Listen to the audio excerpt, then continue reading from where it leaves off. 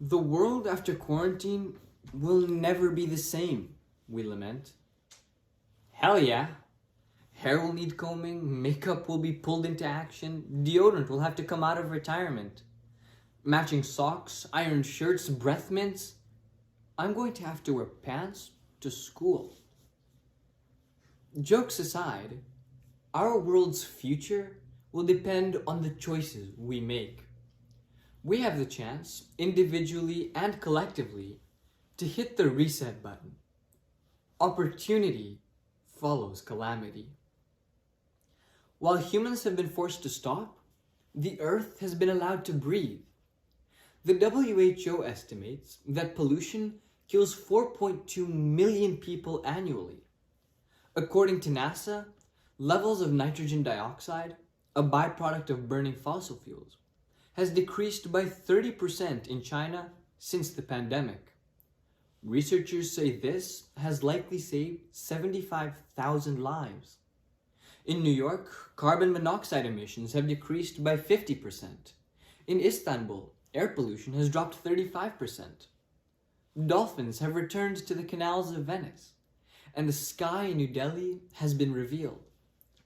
Whether this is a springboard for environmental rejuvenation depends not on coronavirus, but on us. Do we choose carpooling and electric cars? Do we take meetings virtually and choose to fly less? Do we choose to buy from manufacturers who use renewable energy? We have choices to make. Reevaluating our individual and national priorities will be essential for a healthier world.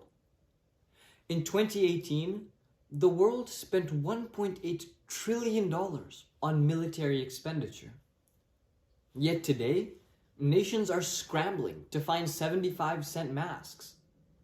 We possess enough missiles to destroy the world, but we don't have enough ventilators to keep our people alive.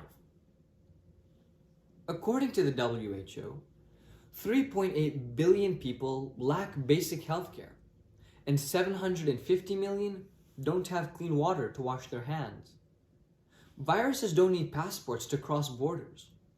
The pandemic has demonstrated that if one of us gets sick, all of us are at risk. We need to ask ourselves, what's truly important? Do we choose leaders who build walls and buy weapons, or those who invest in disaster planning, education, health? Do we choose to spend $100 on a third pair of sneakers, or do we donate it to UNICEF? We have choices to make. Before COVID, we spent life staring at our phones, oblivious to all that was around us. Now, all we have is our phones, and we realize that it's not enough. We are craving a different kind of FaceTime. This pandemic has shown us how crucial our relationships with each other are. 79% of Canadians, polled by Angus Reid, said that the first thing they want to do after quarantine is hug friends and family. In Italy, people in the depths of despair connected by singing together on their balconies. Our heroes are no longer inconsequential reality TV stars, but healthcare workers. We need to look at what truly matters. Do we return to our phones, or do we appreciate friends sitting beside us? Do we turn to retail therapy, or do we turn to each other when we need comfort? Do we get consumed by life's busyness, or do we pause to appreciate the things we've taken for granted? We have choices to make. The world after quarantine will never be the same. Our world has been brought to its knees.